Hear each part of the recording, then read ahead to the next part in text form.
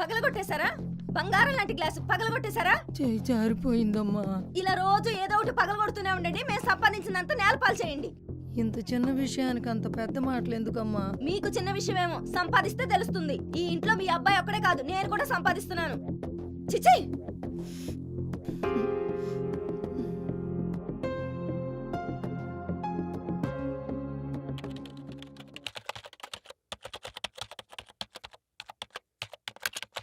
అమ్మా రూపా, కాస్త పెరుగు తోడు పెట్టమ్మా. వయసు అయిపోయింది కదమ్మా, పెరుగు లేనిదే అరగడం లేదు. డాక్టర్ కూడా కాస్త మజ్జిగ తాగమని చెప్పాడమ్మా. పెరుగు మజ్జిగ చాలా, జ్యూసులు ఐస్ క్రీంలు ఏమైనా తెప్పించమంటారా? మాకెవరికి కర్డ్ తినే అలవాట్లేదు. మీరు కూడా అలాగే తినండి, లేదంటే మానేయండి. సరేలేమ్మా, వద్దులే. ఏంటి రూపా, ఇంత చిన్న విషయానికి అంతలా మాట్లాడాలా? తన మనసు నొచ్చుకుంటుందని ఆలోచించవా?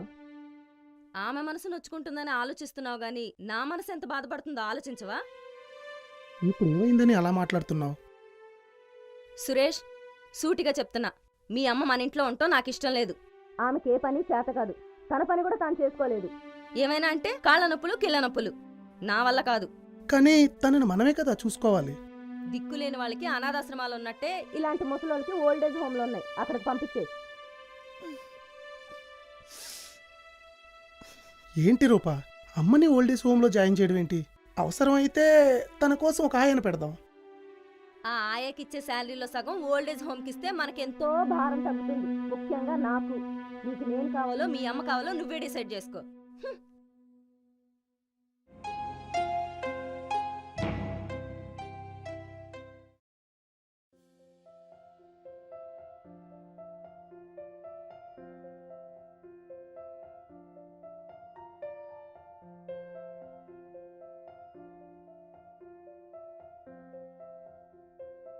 అమ్మా, నన్ను క్షమించమ్మా. ఈ వయసులోనే తల్లిదండ్రులకు పిల్లల అవసరం ఉంటుందిరా. మీకది భారంగా ఉంది. పర్వాలేదులేరా, నేను వెళ్ళిపోతాను.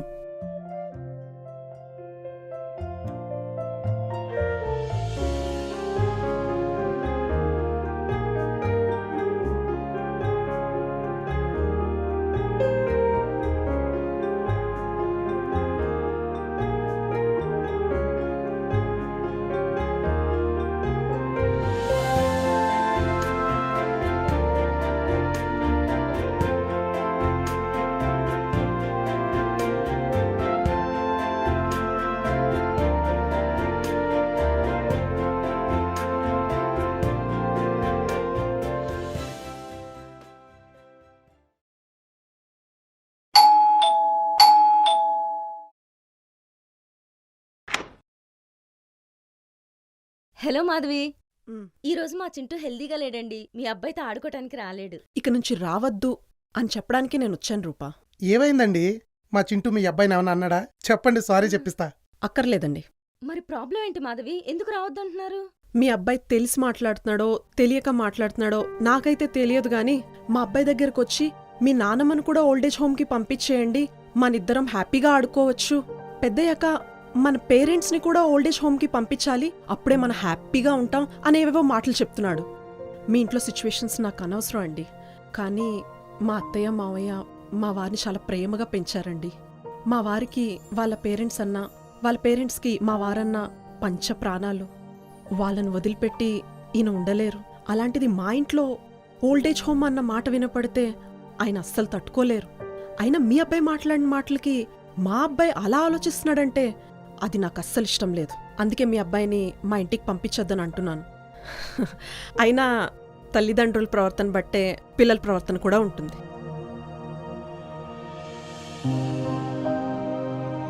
ఆవిడ చెప్పింది 100% ట్రూ. మనం ఎలా ప్రవర్తిస్తామో మన పిల్లలు కూడా అలాగే ప్రవర్తిస్తారు. అయినా ఎంత చెప్పినా వినకుండా మా అమ్మని నాకు దూరం చేశావు. నువ్వు చేసింది రాంగో రైటో నువ్వే ఆలోచించుకో.